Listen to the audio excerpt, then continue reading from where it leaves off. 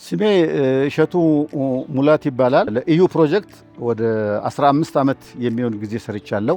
አሁን ከለቀኩ እንኳን 3 ዓመት ሆኖኛል። በነበርኩበት ጊዜም ግሪን ዲል ቲም ውስጥ የአግሪካልቸራል ግሮውዝ ኤንድ ማርኬቲንግ ፕሮግራሞችን ማኔጅ ያደርግ ነበር።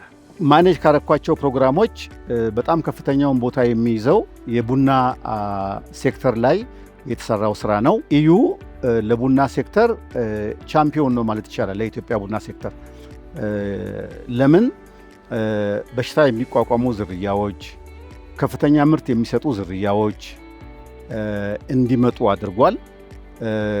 የአረጁ ቡናዎች እየተጎነደሉ እንደገና እንደ አዲስ ሬጁቬኔት የሚያደርጉበትን ድጋፍ ሰጥቷል። የቡና ሴክተር ሪዘርቮች፣ ምክንያቱም ኢትዮጵያ የቡና መነሻ ሀገር ስለሆነች የቡና ሴክተር ፎረስት ኮፊ ያለበት ሪዘርቮች ጥብቅ ሆነው እንዲቆዩ ኮንትሪቢዩት አድርጓል። ከፋ፣ ያዩ የመሳሰሉ ቦታዎች ላይ ትልቅ ስራ ሰርቷል።